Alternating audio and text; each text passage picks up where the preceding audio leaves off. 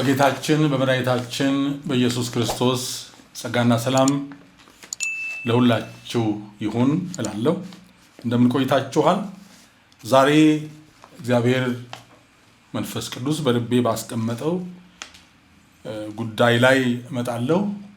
እውነተኛ ክርስቲያን ማን ነው የሚል ነው። ጥያቄው የክርስትና ጉዳይ ነው። ለምንድን ነው ዘመናችን እንደቀደመው ቤተክርስቲያን መሆን ያልቻለችው? መብዛት መስፋት በኃይልና በተአምራት ወይ ደግሞ በድንቅና በተአምራት የእግዚአብሔርን ክብር በመግለጽ ለምን መስፋት መብዛት አልተቻለም? ምንድነው የጎደለው? ምንድነው ያጣነው? ክርስትና በዘመናት መካከል ይቀዘቅዛል፣ ታሪክ ይለወጣል? አይሆንም። ቃሉ የሚለው እየበዛን እየሰፋን በፈተናና በመከራ ውስጥ እያደገች የመጣች ቤተክርስቲያን ነው የምናውቀው። ዛሬ 120 የነበሩት የክርስቶስ ደቀ መዛሙርት በስተውና ጨምረው ዛሬ ላለው በቢሊዮን ለሚቆጠር ደርሰዋል። ዛሬ ታዲያ በዛ አቅምና ጉልበት መሄድ ያቃተን ለምንድን ነው? ማን ነው እውነተኛ ክርስቲያን? ክርስትና እውነት ነው። መጽሐፍ ቅዱስ እናንተ የዓለም ብርሃን ናችሁ፣ በተራራ ያለች ከተማ ልትሰወር አትችልም ይላል ማቴዎስ ወንጌል ምዕራፍ 5 ላይ። ምንድነው ታዲያ? የተገለጠ ክርስትና አለ፣ የተገለጠ ነገር አለ። ሙሉ በሙሉ ደምድሜ የለም አይደለም። ምክንያቱም ራሱን ያለ ምስክር የማይተው እግዚአብሔር ስላለ። ኤልያስ እንኳን ብቻዬን ቀረው ባለ ሰዓት ለበዓል ያልሰገዱ 7000 አሉኝ አለ። ነገር ግን በዛ ልክና ክብር መሆን በሚገባን መጠን ያልቻልነው ለምንድን ነው? ለምንድን ነው የመስቀሉ ጠላት ተቃዋሚ የሆነው ኃይል እየበዛና እየሰፋ ይሄደው? ኢየሱስ ክርስቶስ ትናንትናም ዛሬም ለዘላለም ያው ነው ይላል መጽሐፍ ቅዱስ። ክንዱ አይደክምም፣ ኃይሉ አይዝልም፣ ማስተዋሉ አይመረመርም፣ ጥበቡ ዘመን አያልፍበትም፣ ዕውቀቱ አይሻርም፣ አሰራሩም አይደበዝዝም። ታዲያ ለምንድን ነው ብለን ራሳችን መጠየቅ የለብንም? ለዚህ ነው ውስጤ እውነተኛ ክርስቲያን ማን ነው? በእርግጥ ጌታ ኢየሱስ ሲመጣ በጎቹን ከፍየሎች እውነተኛውን ከሐሰተኛው ይለያል። መለየቱ አይቀርም። ገበሬ በነፋስ ገለባውን ከእህሉ እንደሚለይ፣ ስንዴውን ከእንክርዳዱ እንደሚለይ እንዲሁ ይለያል። ያ ግን የፍርድ ቀን ነው። ያ ግን ለመመለስ ንስሐ ለመግባት እድል የሌለበት ጊዜ ነው። ዛሬ ነው ራሳችንን ማየት ያለብን። ለዚህ ነው መጽሐፍ ቅዱስ ራሳችንን ብንመረምር ባልተፈረደብን ነበር ብሎ ጳውሎስ በአንደኛ ቆሮንቶስ ምዕራፍ 11 ላይ የተናገረው። ቅዱስ ቁርባንን በተመለከተ የተናገረው እንዳጠቃላይ ግን ራሳችንን ብንመረምር ይላል። እንዲሁም በሌላ ቦታ ላይ ማንም የቆመ የሚመስለው ቢኖር እንዳይወድቅ ይጠንቀቅ ይላል። እውነተኛ ክርስቲያን እስቲ እንጠይቅ ራሳችንን። አንዳንዴ ፈረንጆቹ ኬሪድ አዌ ይላሉ፣ መወሰድ አለ። በቃ አገልግሎት ሲሰፋ መድረክ ሲበዛልን ስንዘምር ስናገለግል በቃ መሰባሰብ መብዛት ሲኖር በዚያ ነገር ተወስደን ይሆን? ዛሬ ክርስትናው ክርክርና ሙግት ጠብና ዱላ የበዛበት ሆኗል። ያ ነገር አእምሯችንን ጋረደው። ሚዲያው ከወንጌሉ በላይ እየተናገረ ነው። ሚዲያ ላይ ያለው ወንጌልና እውነተኛ ወንጌል የሚለያዩበት የመጀመሪያዎቹ ቤተክርስቲያኑ ደግሞ እንደ ክርስቶስ ሐሳብ የሚሉ ደቀ መዛሙርትና አገልጋዮች እና ደግሞ ግራውንድ ላይ ያለው መሬት ላይ ያለው ደግሞ የተለያየበት ሆኗል። እዚህ በራእይ 3:20 ላይ ነው መነሻ ያደረኩት። ዘወትር ብዙ ጊዜ እንደሰማነው አውቃለሁ አስባለሁ። ምን እንደሚለው? እነሆ በደጅ ቆሜ አንኳኳለሁ፣ ማንም ድምፄን ቢሰማ ደጁንም ቢከፍትልኝ ወደ እርሱ ገባለሁ፣ ከእርሱም ጋር እራት እበላለሁ፣ እርሱም ከኔ ጋር ይበላል ይላል። በሩን የሚያንኳኳ ከየት ያለ ነው ብንል ከውጭ ያለ ነው። ከውጭ ያለ መግባት ያልቻለ ነው። ካጠያይቁና ካቀራረቡ ደግሞ ስንመለከት እንግዳ ማረፊያ የሌለው የሆነ መጠጊያ የሚፈልግ ሳይሆን የሱ የሆነ ንብረትን የሱ የሆነን ስፍራን ግን ልግባ ብሎ በትህትና የሚጠይቅን ማንነት ያመለክታል። የሚገባው ሊያጎድል ሊካፈል ሊቀንስ አይደለም። ቢከፈትለት ገብቶ ምግብ ሊያካፍል የሚበላ ያለው የሚበላውን ነገር ደግሞ ከሱ ጋር እንዲበሉ በር ለሚከፍቱለት የሚለምንና የሚማጸን አይነትን ማንነት እንመለከታለን። በርግዶ አይገባም ትሁት ስለሆነ። ጌታ ኢየሱስ ለስሙ ክብር ይሁን መቃብር ያልቻለው ሞት ያልያዘው ጌታ ነው። ግን ፈቃዳችንን ጠይቆ ነው የሚገባው።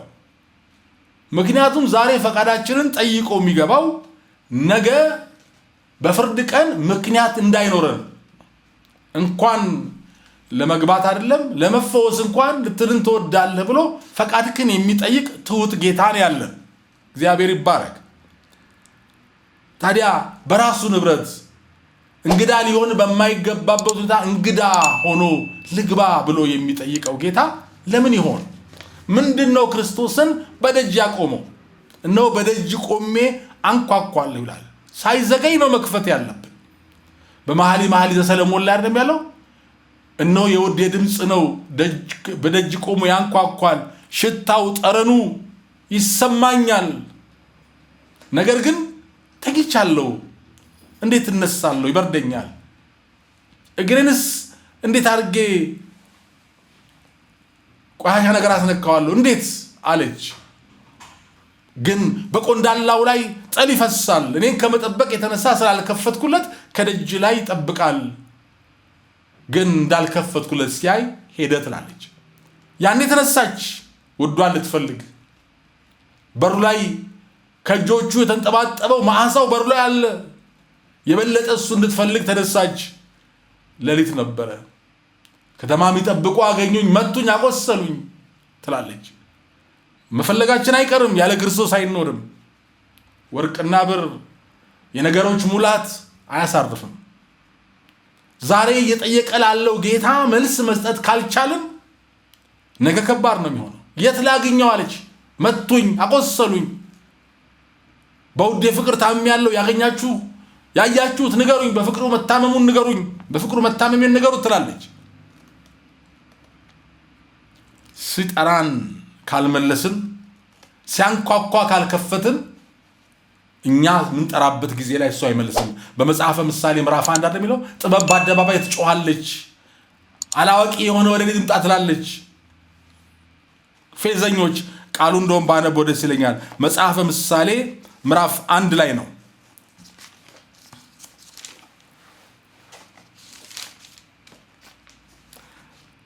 ጥበብ በጎዳና ትጮኻለች፣ በአደባባይ ድምጿን ከፍ ታደርጋለች፣ በአደባባይ ትጣራለች። ምሳሌ 1 ከቁጥር 20 በከተማይቱ መግቢያ በር ላይ ቃልን ትናገራለች። እናንተ አላዋቂዎች እስከ መቼ አላዋቂነትን ትወዳላችሁ? ፌዘኞችም ፌዝን ይፈቅዳሉ፣ ሰነፎችም እውቀትን ይጠላሉ። ወደ ዘለፋዬ ተመለሱ፣ እነሆ መንፈሴን አፈስላችኋለሁ፣ ቃሌን አስተምራችኋለሁ። በጠራው ጊዜ እምቢ ስላላችሁ፣ እጄን በዘረጋው ጊዜ ማንም ስላላስተዋለ፣ ምክሬን ሁሉ ግን ቸል ስላላችሁ፣ ዘለፋዬን ስላልፈቀዳችሁ፣ እኔም ስለዚህ በጥፋታችሁ ስቃለሁ። ጥፋታችሁ በመጣ ጊዜ ያላግጠባችኋለሁ። ድንጋጤ እንደ ጎርፍ በደረሰባችሁ ጊዜ፣ ጥፋታችሁ እንዳውሎ ነፋስ በመጣ ጊዜ፣ ጭንቅና መከራ በወረደባችሁ ጊዜ፣ የዚያን ጊዜ ጠሩኛል፣ እኔ ግን አልመልስም። ተክተው ይሹኛል፣ ነገር ግን አያገኙኝም። እውቀትን ጠልጠዋልና እግዚአብሔርን መፍራት አልመረጡምና ምክሬንም አልፈቀዱምና እያለ ይናገራል። በኋላ መፈለግ አይቀርም፣ ግን አልሰማም ይላል። በጥፋታችሁ ጊዜ ሳለቅባችኋለሁ ሲል ባህሪው ስለሆነ አይደለም። አልመልስላችሁም። እኔ ስጠራ ለጥቅማችን ነው የሚጠራን። የሚያንኳኳው ለጥቅማችን ነው። ይህ ደግ ጌታ በበር ላይ የሚበላ ነገር ይዟል። ስገባ እንቅልፍ እነሳለሁ፣ ስገባ ያለን አምጣላለሁ፣ ስገባ አደክምሃለሁ፣ ስገባ አጎልሃለሁ አይልም። ካንተ ጋር እራት እበላለሁ፣ እኔ ጋር ምግብ አለ ነው የሚለው። አዎ የህይወት እንጀራ እሱ ነው። የህይወት መጠጥ እሱ ነው። ሰላምና እረፍት እሱ ነው። እውነተኛ እረኛ እሱ ነው። ነፍሱ ለበጎቹ አሳልፎ የሰጠ በጎቹን ለጠላት የማይሰጥ እሱ ነው። ስጋውን ቆርሶ ደሙን አፍስሶ ብሉ ጠጡ ያለ እሱ ነው። እነሱ አይነኩብኝ እኔ ግን ዋጋ ልክፈል ያለ እሱ ነው። በጌቴሴማኒ አትክልት ስፍራ የደም ላብ እስኪያልበው ድረስ የተጨነቀና የተሰቃየ እሱ ነው። የሚወዱት ጥለውት ሲሄዱ ተዋቸው አትንኳቸው ብሎ ራሱን አሳልፎ የሰጠ እሱ ነው። ማንንም ሊቀበለውና ሊሸከመው የማይችለውን መከራ የተቀበለ እሱ ነው። አስተውሳችኋል? ላሳስባችሁ፣ ኢየሱስ ክርስቶስ መስቀል ላይ ሲሞት ከወንበዴዎቹ ቀድሞ ነው የሞተው። ምክንያቱም መስቀል ላይ የሚሰቀሉ ሰዎች ስንመለከት ቶሎ አይሞቱም፣ ጭናቸውን ሰብረው ነው የሚያወርዷቸው። ክርስቶስ ቀድሞ ሞተ። ለምን ስንል በትንቢትም ካጥንቱ አንድ አይሰበርም ይላል። ከዚያም ጋር ደግሞ ምን አለ? አይሁድ ራርተው ጲላጦስ ሊሰቅለው ስላልፈለገ ራርተው ከግርፋቱ ከባድነት፣ የሮማውያን ግርፋት ከባድ ነው። በግርፋቱ ብዙ ሰዎች ይሞቱ ነበር። ከግርፋቱ ብዛት የተነሳ ተሰቅቀው በቃ ይበቃዋል ይላሉ ብሎ በኃይል አስገርፎታል። ስለዚህ ነው ቀድሞ ሞተ። ለዚህ እኮ ነው እንዴት ቀድሞ ሞተ ብሎ ጲላጦስ የተገረመው። እንዲህ ነው ያደረገልን ጌታ። ይሄ ጌታ ነው ዛሬም ደጅ ላይ ያለው በገዛ ቤቱ። በሕዝቅኤል ምዕራፍ 8 ላይ ያለው አለ እኮ በቤቴ ከገዛ ቤቴ ሊያወጡኝ የሚሰሩትን ርኩሰት ታያለህ ነው የሚለው። ቢከፈት ውስጣችን ቢከፈት ምን ይመስላል? በቤተ መቅደሱ ውስጥ እግዚአብሔር ለነቢዩ ለሕዝቅኤል ምዕራፍ 8 ላይ ምን አለ? እስቲ ተመልከት አለው። ግባ አለው። ሲገባ የለም ይሄን ፉካ አለው። የሆነ ድብቅ መግቢያ ላይ ሲገባ ምን ይላል? ካህናቱ ነቢያቱ ምን ያደርጋሉ? ለጣዖት ያጥናሉ። በጣም አዘነ። አረ ገና ከዚህ በለጠ ሌላ ክፋት ታያለህ ደግሞ አለውና ደግሞ እንደገና ደግሞ ሲያይ ሴቶች ለተሙዝ ለሚባል አምላክ ያለቅሳሉ። ከውጭ ግን ያለው ቤተ መቅደስ ነው። ከውጭ ያለው እግዚአብሔር መኖሪያ ነው። ወገኖቼ እግዚአብሔር ውስጥ ይገባል። እግዚአብሔር ወደ ልባችን ጓዳ ሲገባ እውነተኛ ክርስቲያን ነን ወይ? ዛሬ የሚፈልገው ይሄን ነው። ልንመለከት ይገባናል ወገኖቼ። ሳይዘገይ አላውቃችሁም ትንቢት ተናገርን፣ አጋንንት አወጣን፣ በስምህ ትንቢት ተናግረናል፣ እንደዚህ አላወቅኳችሁም ከዚያን ጊዜ ጀምሮ የሚልበት እዛ ማቴዎስ ምዕራፍ 7 ላይ የምንመለከተው እንዳይሆን ነው። ለምንድን ነው በቅናት ልንነሳ የማይገባው? አሁን ምድሪቷን እየሞላ ያለው ምንድን ነው? ወደ ጥፋት ስለሚወሰዱ ሰዎች ክርስቶስን ባለማወቅ እኛ እኮ እየበደልንም እያሳዘንም መልሰን ስለ ክርስቶስ ስለፈሰው ደም ይቅር በለን የሚለውን የጸጋውን ዕውቀት አውቀናል። ኃጢአት ለመስራት ዋስትና መሆን ባይገባው ግን ወደ ጥፋት የሚነዱትን ታደግ ነው የሚለው መጽሐፍ ቅዱስ። ወደ ሞት የሚነዱትን ታደግ። ይህን አላውቅም ብትል ሁሉን የሚመረምር ልብን የሚመረምር እግዚአብሔር አያውቅምን? እግዚአብሔር ነጥቃል የሚያድን የለም ነው የሚለው መጽሐፍ ቅዱስ። ማን ነው ትሁት ለሆነው ጌታ ለምን በር ማንከፍትለት? በብዙ ጎዳና በብዙ መንገድ ተናግሮናል። ቃሉ ሲመጣ አንሰማም። አንዳንድ ነገር አይደለም። ይሄ ምንድነው? ዛሃር ዱባይ ኦር ዘስሙዘን የሚባለው በቃ በኃይል ነው የሚሻለው በፍቅር አይደለም።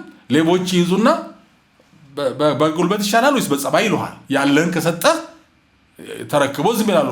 አለቅም ብለህ ካልክ ግን ቀጥቅጠው ወይም ገለው ይወስዳሉ። የቱ ነው የሚሻለው? ዛሬ በቃሉ ሲናገር ካልከፈትን ነገ በመከራ ያናገረናል። እሱ ምድል ካገኘን ነው። ልባችን ለኛ እንዳናደርግ። ማን ነው ክርስቲያን? የሐዋርያት ሥራ ምዕራፍ 11 ቁጥር 26 ላይ ነው መጀመሪያ በአንጾኪያ ደቀ መዛሙርት ክርስቲያን ተባሉ የሚለው። ክርስቲያን የሚለው እንደ ነቀፋ የተሰጠ ስም ነው ይላሉ የመጽሐፍ ቅዱስ አዋቂዎች። ግን ነቀፋው ከምን አንጻር ይመስላችኋል? የማይገባ ሕይወት ስለኖሩ አይደለም፣ ክርስቶስን ስለሚመስሉ ነው። የእሱ ተከታዮች ናቸው ለማለት ክርስቲያን ተባሉ። ክርስቶስ ይታይባቸው ነበር።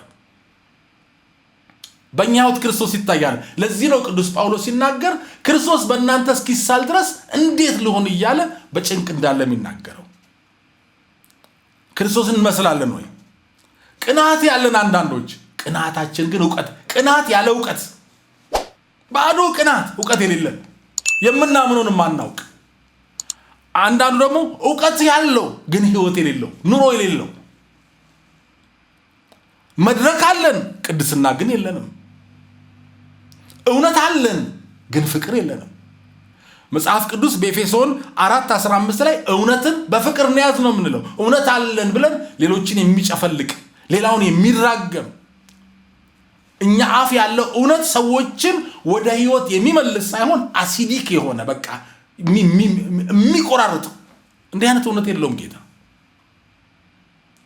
ያጠፉ ሰዎችን እንኳን ስተት እንኳን ስናገኝ እኔ ሚዲያ ላይ ወጥቶ መናገርም አግባብ ነው ብዬ አላምንም። ግን እዛ ላይ ኩንን ጭፍልቅ አድርጎ የሚናገር ማንነት በዚህም ዛሬ አንዱ መንገድ ተከታይ ለማግኘት እውነት ነገር ይዘግን ሌላው መጨፍጨፍ ነው። አዛጋ እውነት እንዲህ አይደለም። ክርስቶስ መች አደረገ? ጸሐፍት ፈሪሳውያንን እሱኩ ማንንም ለመተቸት ማንንም ለመንቀፍ ይችላል። ክብር ለሱም ይሁን። ፍጹም ንጹህና ጻድቅ ነው። ማዕት ችግርና መከራ ተሸክመን ብዙ ነገራችን ተሸፍኖ አደባባይ ወጥተን ወንድማችን ለመተቸት ግን ደፋሮች ነን። እውነት ይኖረናል የምንናገረው ግን አሲዲክ ነው።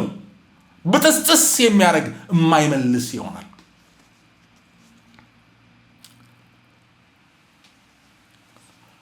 በጣም ማዝነው ነገር በአግሎትም በምክር አግሎትም እየተቸው አይደለም። ግን ላስተምር ፈልጋለሁ። የእግዚአብሔርን ቃል ለመንገር ስንል መጽሐፍ ቅዱስ እንባል የለንም። ግን ክርስቲያኖች ነን፣ ቅናት አለን። ግን ህይወት ዕውቀት የለንም። መጽሐፍ ቅዱስ የሌለን የእግዚአብሔር ቃል መመሪያው የሌለን ሰዎች ዛሬ ራሳችንን እንፈትሽ። ክርስቲያን ነኝ ብዬ የክርስትና መመሪያ የሆነውን መጽሐፍ ቅዱስ ከሌለኝ ሀገር ያለ ህገ መንግስት እኮ የላትም። መጀመሪያ አይታችኋል። መንግስት እንኳን ሲለዋወጥ የመጀመሪያው ትልቁ ስራቸው ህገ መንግስት ያደርጋሉ። ህገ መንግስት የዛች ሀገር የዛ መንግስት የዛ ህዝብ የበላይ ህግ ነው ይላሉ። ነገም ይሻራል። የሚቀጥለው መንግስት ደግሞ ሲመጣ ይሽራል። በኃይለ ሥላሴ መንግስት ዘመን ህገ መንግስት ነበረ። በኋላም ህገ መንግስት ወጣ፣ በኋላም ወጣ፣ ነገም ይወጣል። ነገር ግን የማይቀየር ህገ መንግስት የእግዚአብሔር ቃል መጽሐፍ ቅዱስ ነው። እሱ ከሌለኝ በምንድን ነው የምመራው? የትኛውም አገር ውስጥ ያለ መስሪያ ቤት መጀመሪያ ህግ ሲያወጣ ሪፈር የሚያደርገው ህገ መንግስቱ ጋር እንዳይቃረንበት ነው። ህገ መንግስቱ መመሪያው ነው። ክርስትናችንም መመሪያው መጽሐፍ ቅዱስ ነው። ከመጽሐፍ ቅዱስ ውጭ የወጣ ግን ምንድን ነው የምንሆነው? በቃ አክራሪ ፋናቲክ፣ ግን ባዶ እውቀት የሌለው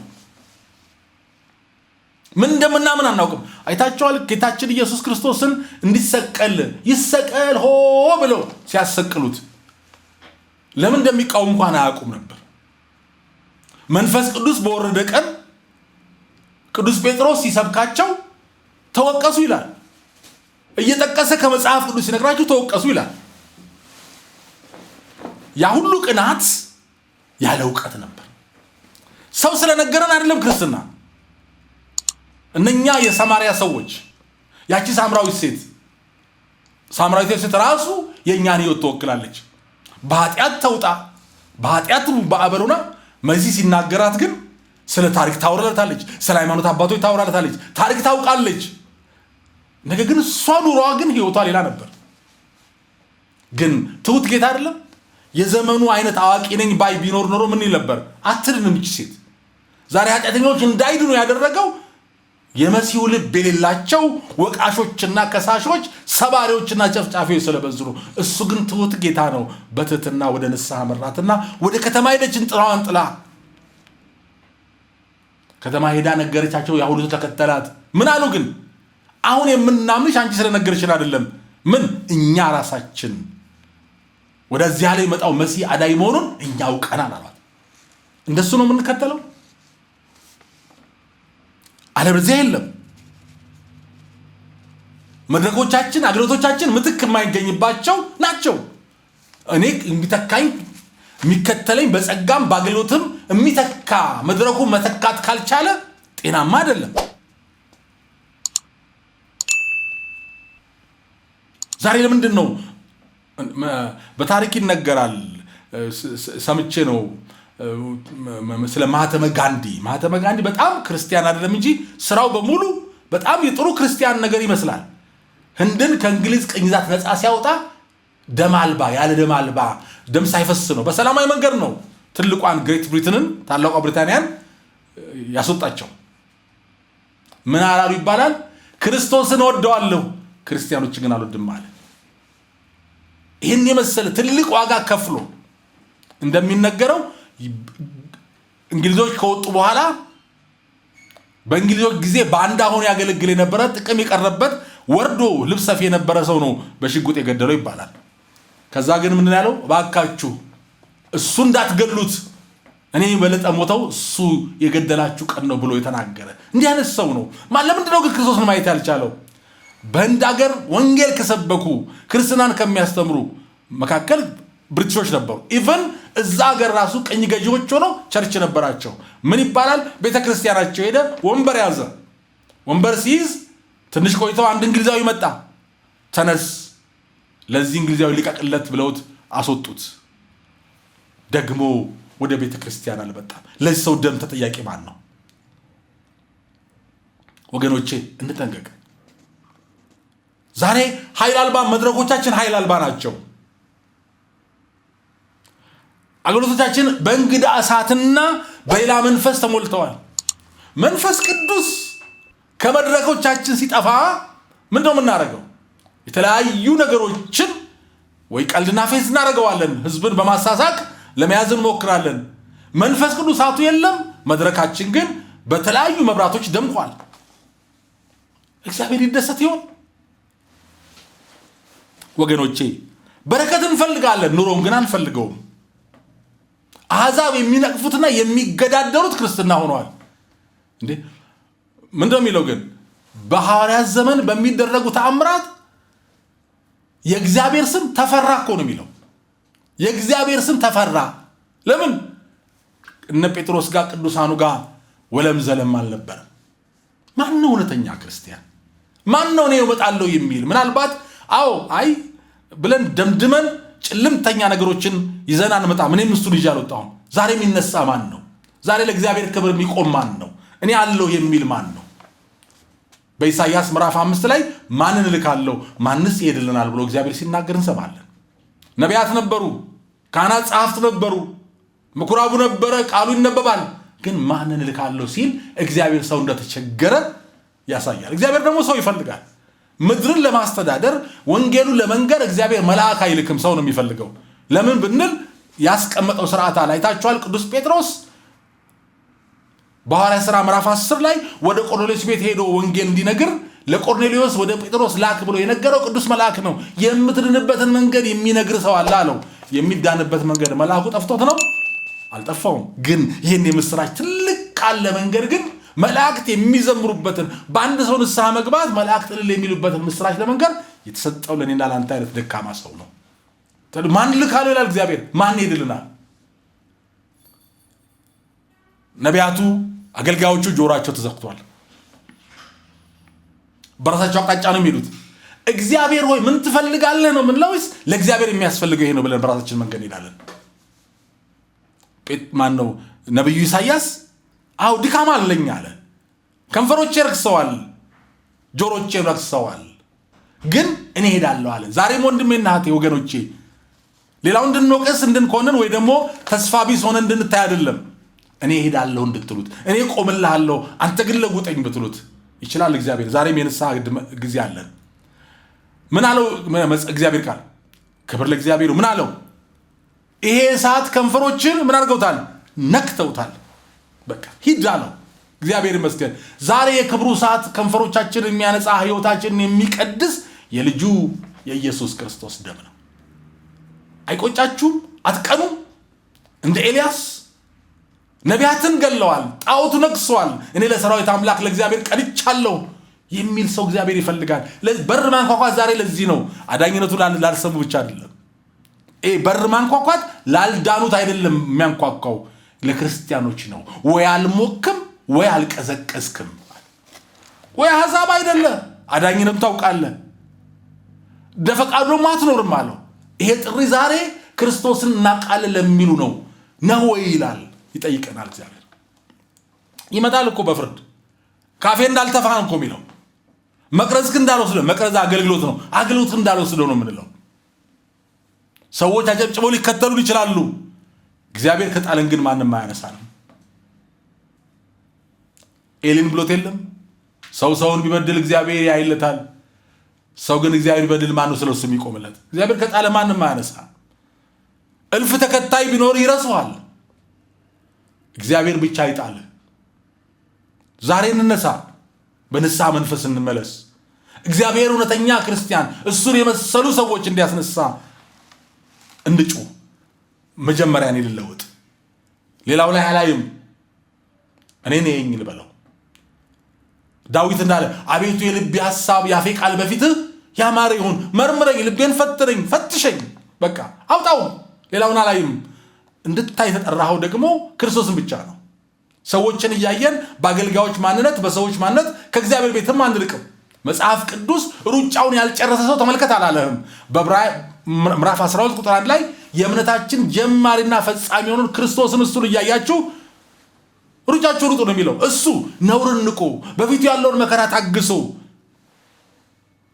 በአባቱ ቀኝ በክብር ተቀምጧል። ሩጫውን የጨረሰውን ሰው ተመልከት ጌታዬን። ሩጫውን ባልጨረሰው ላይ ተደግፈናል። ሩጫውን ባልጨረሰው ደግሞ ምን ሆነናል? ተሰናክለናል። እውነተኛ ክርስቲያን ማን ነው?